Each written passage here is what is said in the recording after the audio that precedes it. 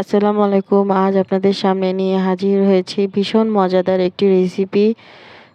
মুরগির মাংস দিয়ে পাতাকপির রেসিপি। দেখুন আমি এখানে ভীষণ মজাদার একটি রেসিপি নিয়ে এসেছি। এই রেসিপিটা কিন্তু খেতে অসম্ভব মজা হয়ে থাকে। পাতাকপি এবং মুরগির মাংস। আমি এখানে মুরগির মাংসটা দিয়ে রেসিপিটা করেছি। আপনারা কিন্তু আপনাদের পছন্দ অনুযায়ী যেকোনো মাংস দিয়েই করতে পারেন। চলুন কথা না বাড়িয়ে আমরা মূল প্রসেসে চলে যাই। এই যে চুলায় আমি একটা কড়াই বসিয়ে দিয়েছি, দিয়ে দেবো সরিষার তেল। আমি এখানে সরিষার তেল দিয়ে করেছি।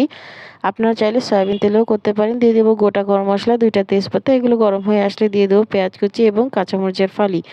পেঁয়াজ কুচি এবং কাঁচামরিচের ফালিটা যখন একটু ভাজা হবে তখন আমি বাদবাকি মশলাটা দিয়ে দেবো। এটা একদম ভেজে ফেলবো না, একটু সামান্য নরম করব। দেখুন এইভাবে যখন হবে তখন আমি এর ভিতরে দিয়ে দেব হাফ চামচ আদার পেস্ট, হাফ চামচ রসুনের পেস্ট এবং হাফ চামচ জিরার পেস্ট। এগুলো দিয়ে সুন্দর করে আমি নেড়েচেড়ে কষিয়ে নেব যাতে এর কাঁচা ফ্লেভারটা সরে যায় এবং সুন্দর একটা ফ্লেভার চলে আসে। এগুলো দিয়ে কষানো হয়ে গেলে আমি এখানে দিয়ে দেব শুকনো উপকরণ। দেখুন আমি এখানে লবণ আর মরিচটা আমার স্বাদ মতো দিয়েছি এবং হলুদ দিয়েছি 1 চামচ এবং ধনিয়া গুঁড়ো দিয়েছি 1 চামচ। লবণ এবং মরিচের গুঁড়াটা আপনাদের টেস্ট অনুযায়ী দিবেন। দেখুন এগুলো যাতে পুড়ে না যায় এজন্য আমি সামান্য একটু গরম পানি দিয়ে দিলাম। গরম পানিটা দিয়ে আমি নেড়েচেড়ে অপেক্ষা করব তেল উঠে আসা পর্যন্ত।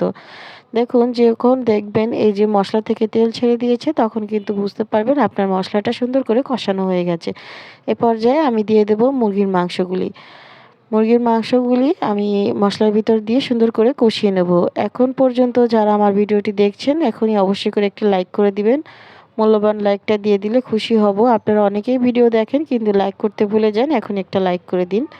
দেখুন এই যে মুরগির মাংসটা আমি একটু নেড়েচেড়ে ঢাকনা দিয়ে ঢেকে দিলাম 5 মিনিটের জন্য। দেখুন 5-7 মিনিট কিন্তু আমি অফ স্ক্রিনে এটাকে কষিয়ে নিয়েছি। এখন আর পানি নেই। এই যে পুরোটা কষানো হয়ে গেছে। এবারে আমি এখানে পাতাকপি কেটে রেখেছিলাম। দেখুন আমি কিন্তু অনেকটা পরিমাণে পাতাকপি এখানে নিয়ে রেখেছি।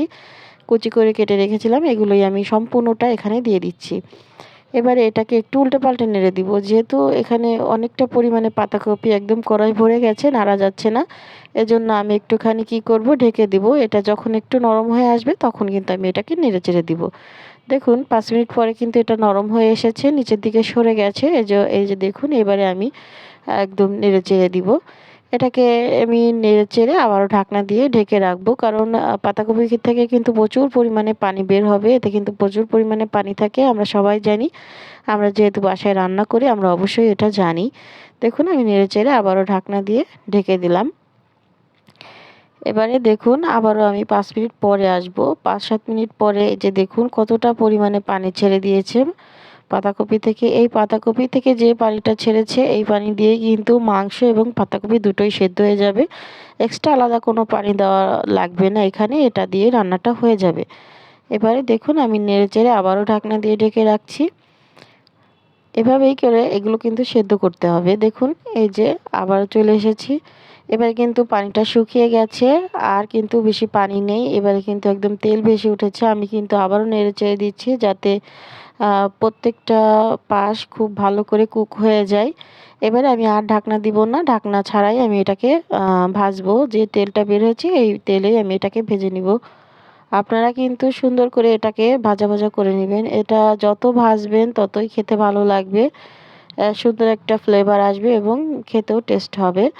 দেখুন আমি কিন্তু আর ঢাকনা দিচ্ছি না, সুন্দর করে নেড়েচেড়ে আমি ভেজে নিচ্ছি। আপনারা যদি চান কি এই পর্যায়েও কিন্তু আপনারা এটাকে তুলে নিতে পারেন, তাও কিন্তু খেতে ভালো লাগবে। কিন্তু প্রথমেই বলেছি বেশি করে ভাজলে বেশি ভালো লাগবে। আমি আরেকটু ভাজবো।